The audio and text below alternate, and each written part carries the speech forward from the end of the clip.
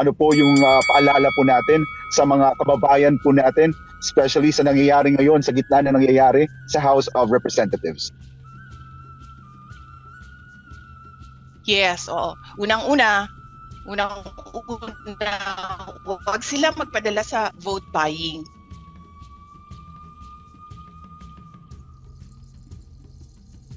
Unang-una, huwag sila magpadala sa vote buying. Ang vote buying ngayon, nakatago na sa pangalang ayuda, nakatago na sa pangalang AIX, nakatago siya sa pangalang AKAP, nakatago siya sa pangalang tupad. So, unang-una, pera nyo yan, pera yan ng bayan, tanggapin nyo yan, hanapin nyo ang buong amount doon sa voucher kung ano dapat ang natatanggap ninyo. Huwag kayo magpadala sa vote buying kasi we will end up in an embarrassing situation na nanonood sa atin ang mga ibang bansa kasi ganito ang nangyayari sa House of Representatives natin. Pangalawa, huwag kayong maniwala sa mga promises ng mga politiko. Tingnan nyo kung ano yung kanyang track record. Kasi ang promise ay hindi pa nangyayari. Sa susunod pa yan. That is a future event. Pero tingnan nyo ang past nung politiko na yan. Ano bang nagawa niya? Ano bang nabigay niya? Ano ba ang promise niya noon na naibigay niya o hindi niya nabigay? And pangatlo, ako galing ako sa political dynasty ha. Hindi ko inaano yan. Obvious naman yan. Pero hindi dahil galing yan sa isang pamilya ng mga politiko ay automatic na ang boto ninyo. Pag-isipan ninyo kung ano ang kapasidad ng tao na yan bago ninyo iboto. Huwag kayong bumoto dahil sa apelido. Okay? Okay ka na, Jason? Are you? Daghang salamat, ma'am. Okay. Thank you. Next question, Dempsey, Philippine Daily Inquirer. Hi, ma'am. Good evening. You mentioned a while ago about parang tinatamad lang talaga kayo magpunta ng Supreme Court to challenge the hearings. Tama po ba?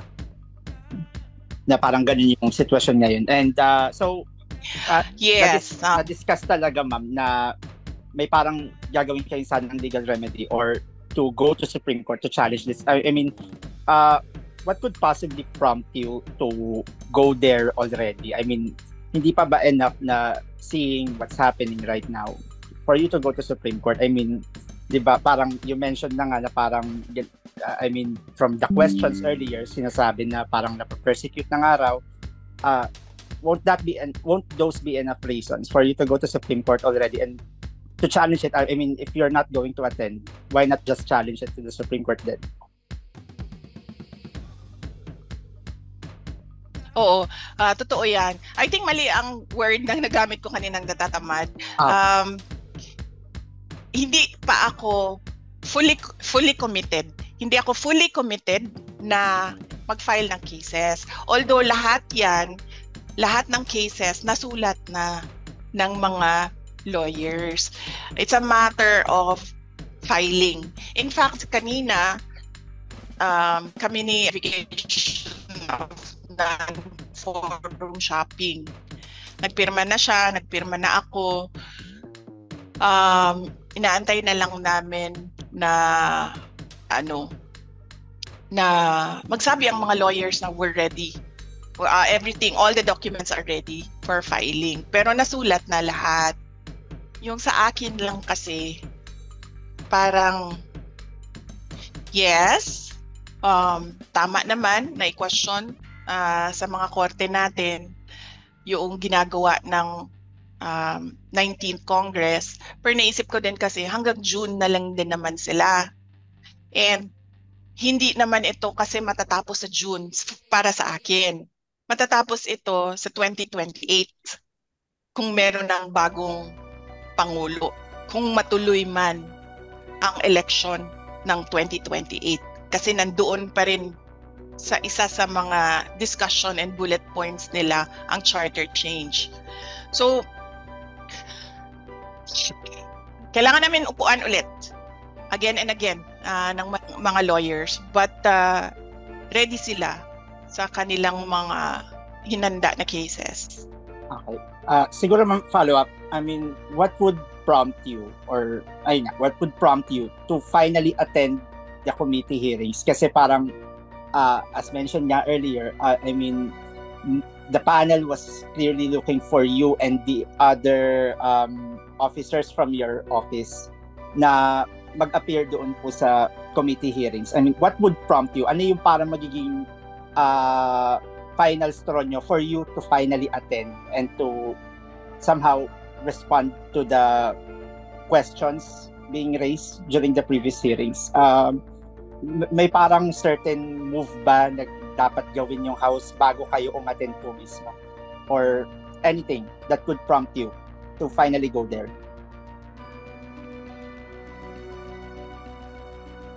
I think the most that they can do is kung ano yung ginagawa nila sa amin ngayon, diba? Dinedetain nila yung mga OVP personnel. So, yan na lang, kanina may meeting kami ng House Sergeant of Arms, pinapaalis niya ako dito. And then, sinasabihan niya ako, because we have to put extra security because the Vice President is here. And then I told them, sir, I am not your security problem. Kasi meron namang akong sariling security. Bayad din naman yan sila ng gobyerno para bantayan ako. So let them be na magbantay sa akin. So you don't need to worry about my security. At sabi ko sa kanya na sabi niya, hindi, kasi baka may mangyari sa'yo dito sa loob. Sabi ko, sir, isa lang naman ang gusto pumatay sa akin, si Martin Romualdez. And I don't think gagawin niya yan dito sa loob ng House of Representatives. Gagawin niya yan doon sa labas. So siguro harm to the safety and security of OVP personnel. Yan lang ang maisip ko ngayon top of mind answer. Okay. Siguro ma'am, last follow-up na lang. You said na si Martin Romualdez lang ang may gustong pumatay sa inyo. What made you say that? Oh, because I know him, diba? Mm-hmm. From the short time na nagkasama kami. I'm a good judge of character. Mabilis ako maka-assess ng isang tao. Okay po. Nagkasama kami sa kampanya. And I'm no psychologist, pero that man has so much baggage and insecurities sa buhay niya. Okay. Yun na ma'am. Thank you. Okay, thank you, Dempsey. Next question, Kat Domingo, ABS-CBN. Kat, are you there? Good evening, Vice President. Ma'am, during your first few press conferences with us, you mentioned that merong triumvirate or triangle power, something like that. And you mentioned na sa susunod na press conference nyo na babanggitin, particularly some details about the House Speaker and the First Lady. May we finally know ano po ito, ma'am? Sit in na lang. Well, yes, dinidiscuss namin yan kagabi, no? Diniscuss din namin yan kagabi.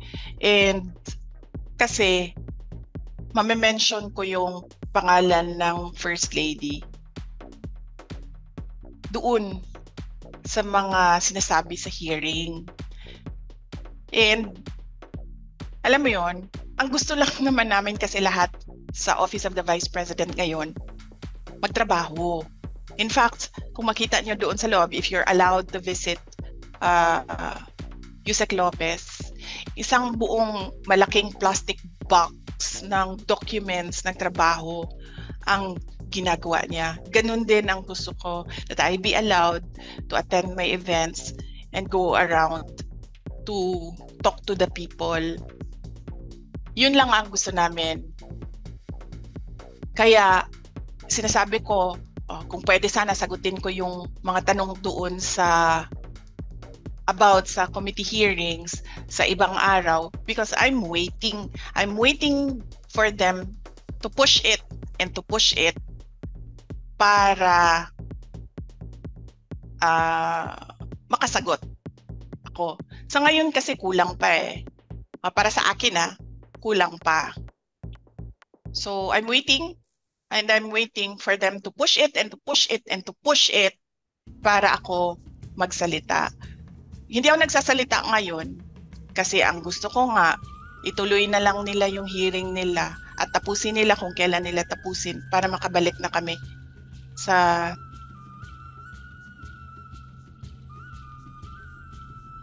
Ma'am, may we at least know kung anong issue po yung kinakasangkutan nila allegedly? Is it a corruption issue? Is it just a matter of politicking? It's about envelopes na sinasabi. Sorry, ma'am, envelopes? Envelopes.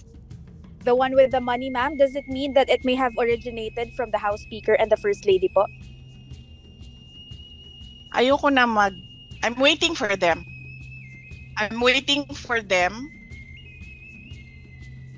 Na umabot sila doon. Ngayon kasi tinigilan nila yung envelopes eh. Hindi ko alam kung naririnig nila yung mga discussions namin.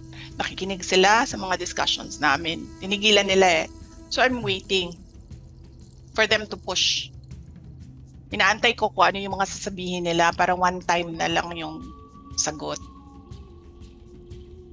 Okay, ma'am, may we at least know kung sino po yung congresswoman or man na sinasabi nyo na may utang sa husband nyo ng 9 million pesos, as well as the lawmaker whose dad has been apologizing to you over his or her conduct in the hearings.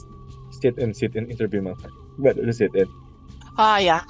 So, hindi ko masabi kasi hindi ako nagpaalam sa asawa ko na sasabihin ko yung pangalan. Kukunti lang naman yan sila nandiyan sa Committee on Good Governance. Hanapin nyo yung may mga kaso. Tapos, kukunti lang din yan sila dyan na may tatay na politiko. So, by process of elimination, madali nyo lang mahulaan kung sino. I'm sorry, sandali lang ha. Hindi ko exclude na natin si Franz Castro. Hindi yan tatanggapin na kaso ng husband ko. Okay, salamat po. Okay, next question after Ms. Kat. Glenn Nuego, DZWB, Jemmy Superradyo. Glenn, pasok. Hi, BP, maayong gabi. Ma'am, tanong ko lang ho sana kung plano niyo po mag-stay dyan until New Year. May kipag-usap po ba kayo sa liderato ng Kamara, BP? Kasi parang kanina naglabas kasi ng aking statement na parang nilalabag nyo na yung protocol po nila. Thank you, ma'am.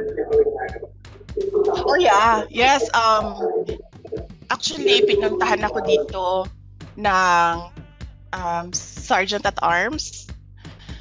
Kanina, nakipag-meeting siya sa akin. We sat down and we talked and then he leave. And no, I will not leave. Sabi niya, I need to do my job. You need to leave. Sabi ko, ano bang gagawin mo? Bubuhatin mo ako palabas. Sabi ko sa kanya. Sabi niya, hindi naman. I will just escort you out. And then sabi ko sa kanya, I will escort you out of this office. Sabi ko sa kanya. And then he said, again, you need to leave. Paulit-ulit 100 times. He said, you need to leave.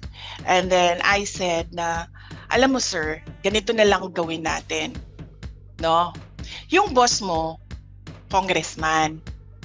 Yung may-ari ng opisina na ito, congressman. So sir, why not?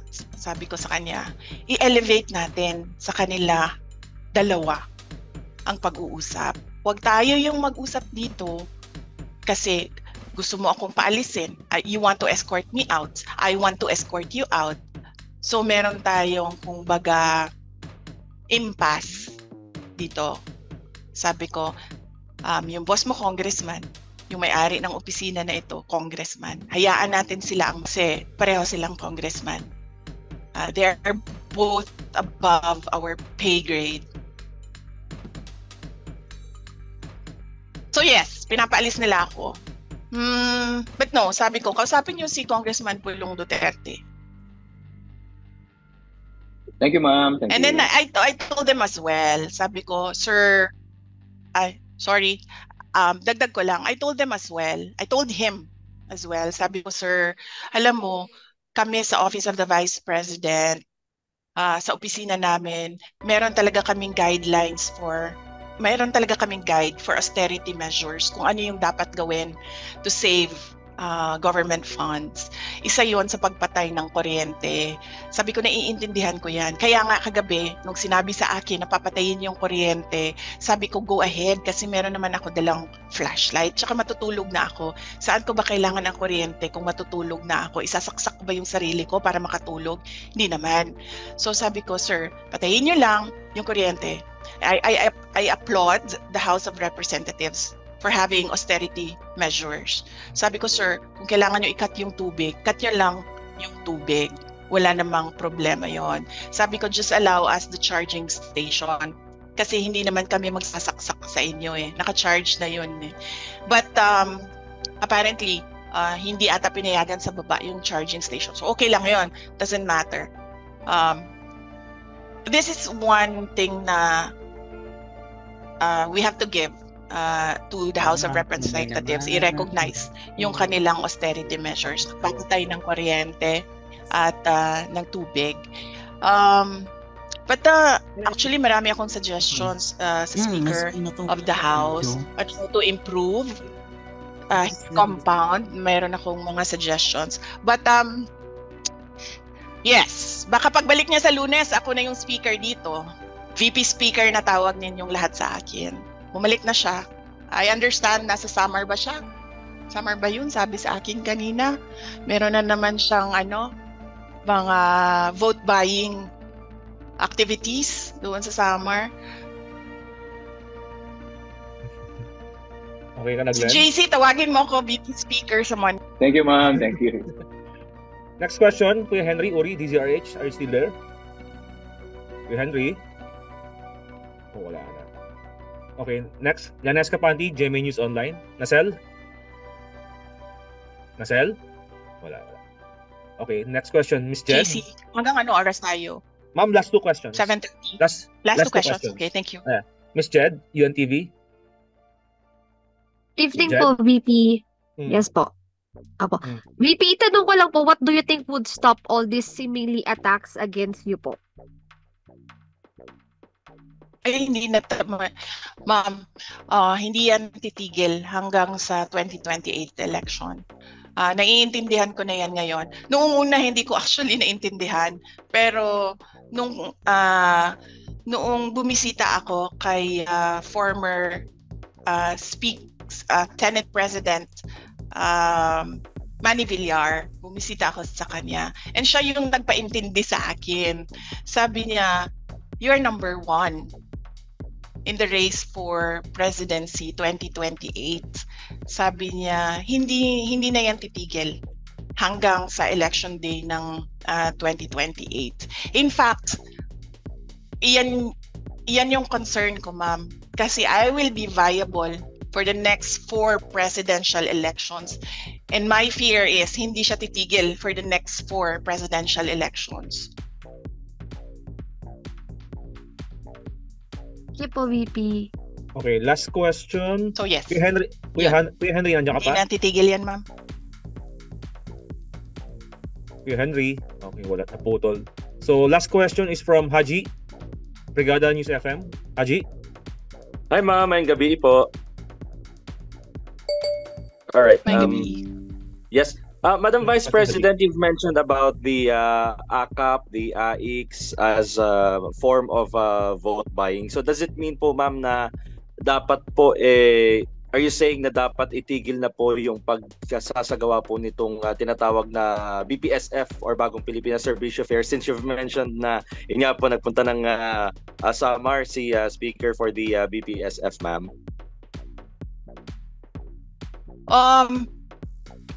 Well, yes, that is a matter, no, na dapat pag-usapan ng executive department. Kasi clearly, ginagamit naman kasi talaga siya sa vote buying. In fact, noong nakaraang barangay elections, meron akong kausap na isang member ng House of Representatives. And then natanong ko siya, sabi ko, magkano ba yung suporta mo sa mga barangay candidates? And then, sinabi niya, no, I don't give. Binibigyan ko lang sila ng allotment ng wala pang akap on eh. Binibigyan ko sila ng AIX and tupad. So, clearly, sa ganun, meron ng parang some sort of admission from a politician na ginagamit siya for vote buying. In fact, noong nakaraang election din ng barangay election, merong nag-file ng case talaga, 'di ba, sa Davao Region. Kasi ginamit siya pambayad sa mga botante. Well, kung ako ang presidente, hindi ako papayag ng ganyan. Kasi para saan ba yan? Di ba para sa mga individuals in crisis? At para sa mga kapos? Ang dami-dami kayang nakakatanggap na hindi in crisis and hindi kapos. In fact, sabi nga nung DSWD, bago lang, di ba? Nagpalabas sila ng news item. Sinasabi niya doon, wag i-politicize ang pamimigay noong kanilang ayuda. GC, I see that certain Dodi and Kat Domingo naka-raise yung kamay nila. Gusto mo ba sila Ma'am, done na ako, sorry. Or Done na po si Kat. Kat is done. Okay. Okay. Dodi? Okay. Oh, sige. really? Last question. Yes, hello BP. Oo, may Dodi Oo. Yeah. Okay, so citizen lang ako, average citizen, average voter. So obviously, hindi naman talaga in aid of legislation yan. Tama kayo, BP. And para sa akin, kayo yung kauna-unang nabudol si BBM. Election pa lang, alam natin by 2028 kung sino yung susunod, and alam natin lahat kung anong gagawin ng mga yellow and left para ma-prevent yan. Pero look at us now. Ngayon sa bansa natin na nagiging voice of reason, ito mga left. Mga left, something is wrong. Diba? Ang ako lang, ma'am, is hindi naman seryoso, pero you think may sibling rivalry itong si Senator Amy at BBM? Kasi ini-expose at na-expose tuloy yung leadership ng kapatid niya. Yun lang, ma'am.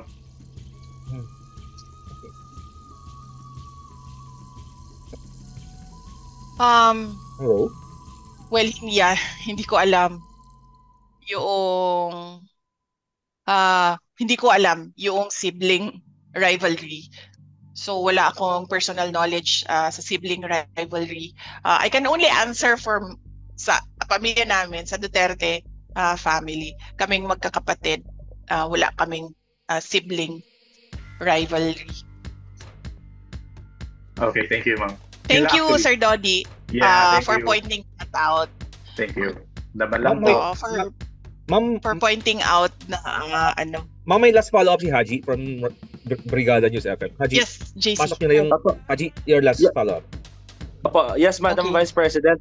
Lastly, ma'am, sorry, I clarify ko na po kasi I need to ask this kasi nabanggit po ninyo kanina na you're planning na po as hanggang at least until Christmas or until the New Year kasi parang part to ng planning ninyo na baka sakali na or your expectations would be baka abutin ng ganun po katagal yung contempt order since yung mga congressman po yung nagsasabi kung hanggang ilang araw. Pero ma'am, sorry po, pero may mga gamit na po ba kayo until at least Christmas sa House of Representatives po? Since indefinitely you were allowed naman po ni Kong Pulong na magstay. Yes, meron akong gamit dito. Actually, ang problema kasi dito, hindi ako nakapaghanda ng maayos. Kagabi lang kasi during our meeting, my meeting with Yusek Lopez na bring up na based on the timelines of Ilocos 6, the case Ilocos 6. Umabot sila ng Pasko, umabot sila ng New Year. But nagpabili na ako kanila ng tali kasi dito na lang ako maglalaba. And then dito ko na lang din i-dry yung clothes ko. Medyo madami naman akong t-shirt na nadala. So pwede pa siya. Paulit-ulit lang. Kasi uniform naman yung dinala ko eh. So hindi siya halata na paulit-ulit. Kasi uniform siya ng OVP lahat. Opo. And yung day-to-day activities nyo po, ma'am, as Vice President, ay dyan po kayo mag-office, kumbaga?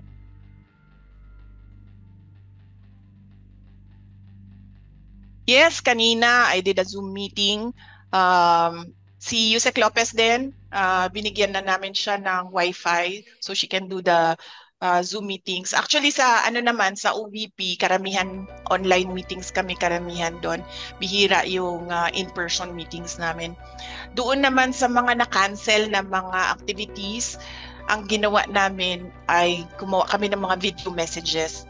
Ginawa namin kanina 3, and then we have pending 17 video messages that we will do in the next 2 days. Dagan kayo salamat, ma'am. Okay, that wrap ups our Thank you, press briefing for Sir the Jay. meeting. Madam VP, sorry po. Meron pong one question lang from one vlogger po, CJ Hidalbot po. Baka pwede po natin i-interview lang. CJ Hidalbot po. CJ, are you there? Oh, yeah. Yes. Opo, sige. Sa vloggers tayo? Okay. CJ? Andiyan po ba siya? Or kung hindi po si CJ, si MJ Cambao, is he here? Ms. MJ, do you have any questions for the Madam VP?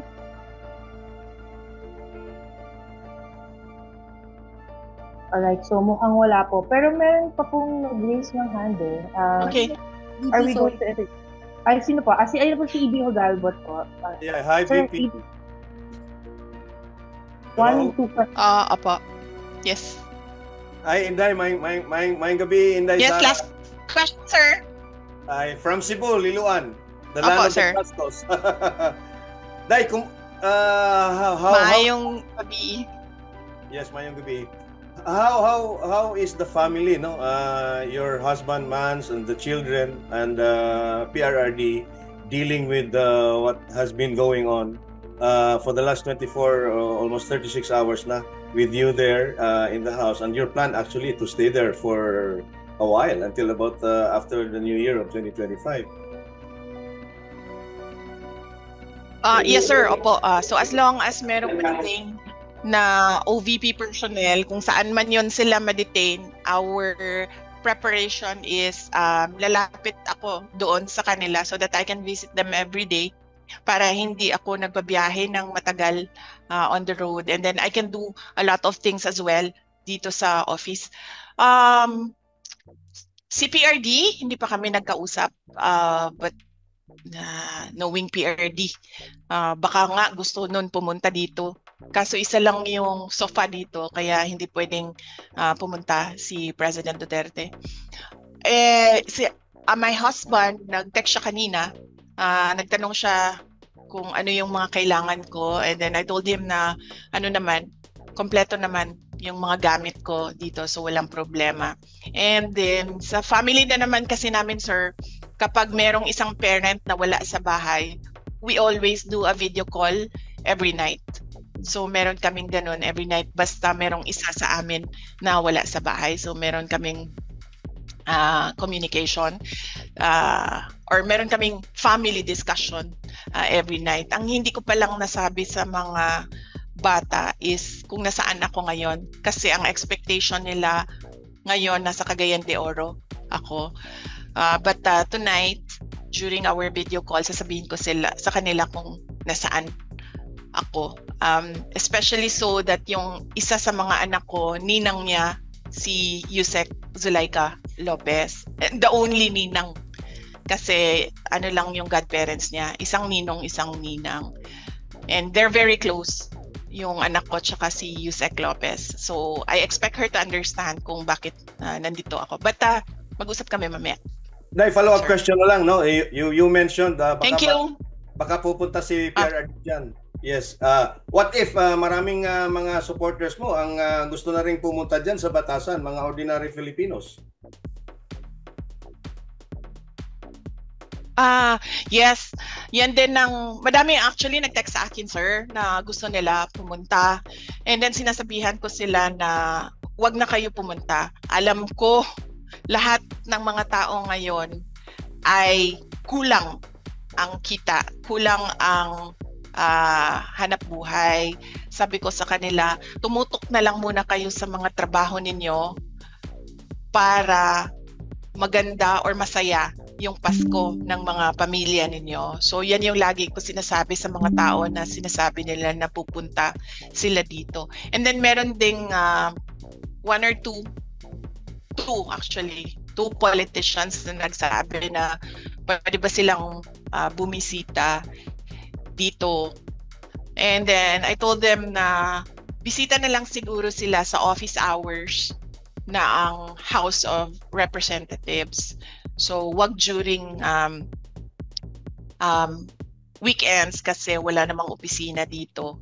And wag after office hours. Thank you, Day. VP, palihog Thank po. you! Sorry, last na ma'am. Mayong gabi! Magandang... Yes. Ma'am? Yes. PRRD. Ma'am, sorry. Makakapunta kayo? VP Sara? Hello? VP Sara, sorry, I have to ask this question. Yes, ma'am. Your father po, si former President Duterte, Sino to? po when he attended the Quadcom hearing po before, no? And you were there. TV5.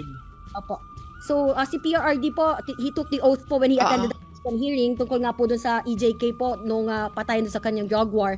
And during our ambush interview po after that, sinabi niya, he is urging you to do the same din sana. So far po ma'am, kasi yung ma-attend po ngayon na OVP officials have no personal knowledge po regarding the confidential expenses. And ang itinuturo nga po nila na ay ang specialist bursing officers and chief of staff and kayo po na may nakakaalam nga po dito sa confidential funds. So yung lawmakers po right now are still very hopeful that you will attend the hearing, explain and answer the questions po about the over 600 million confidential funds ng inyong opisina at paano po ba talaga ginasta itong pondo po ng taong bayan. Marian, last question, wrap up here. Kindly wrap up. Okay. Yes. Okay. Yes, nagets ko. Unang point mo is sumagot sa mga members ng House of Representatives. Sinabi ko na kanina kung bakit ako hindi sasagot sa members of the House of Representatives. Dagdag ko lang doon na the power of the purse is the power to give or take away money. Hindi sila ang nag-audit ng utilization na ang government funds. Yan ay exclusive domain ng Commission on Audit. Yan ang sinasabi namin lagi. Sumasagot kami, nagko-cooperate kami sa Commission on Audit. Kahit pa we feel na sinasabihan na ang Commission on Audit ng mga some members of the House of Representatives kung paano mag-audit, nandoon pa rin kami sa full cooperation sa Commission on Audit. Sabi ni PRD na yun din ang gagawin ko, mag-uusap ko and mag-attend ng hearing. As I said, umattend ako. Hindi lang ako nag-oath because meron akong objection sa unconstitutionality ng rules ng House of Representatives. Pero in an inquiry in aid of legislation, does it matter kung may oath o wala yung tao? Nandyan yung tao as a resource person. You're there to ask them information para makakraft ka ng batas. So, does it matter kung naka-oath siya or hindi? Kasi pwede mo, you as a legislator, you have to sift through all the pieces of information that were given, diba? Hanapin mo ano ba ang dito relevant, ano bang hindi relevant para ka makagawa ng batas. Pero hindi naman kasi ganun nang nangyayari. Ang ginagawa nila, they're taking on the role of a prosecutorial investigation. And pagdating naman kay PRD, he's already a former president. So, sabi nga niya, di ba, huwag kayo maniwala sa akin kasi vice president lang ako. Hindi ako maniniwala sa kanya kasi former president siya. Hindi naman siya incumbent president. Alright, I think that's it, no? Ma'am, okay na po ba? Thank you! Okay Maraming salamat po. Salamat. Salamat. Bye-bye. Thank you. Thank you Ma'am, po. Thank you, Ingat po kayo. Dee. God bless Thank po you, kayo sa inyo lahat. Pebbles. And thank po. you, DDS communications team. Ingat po kayo.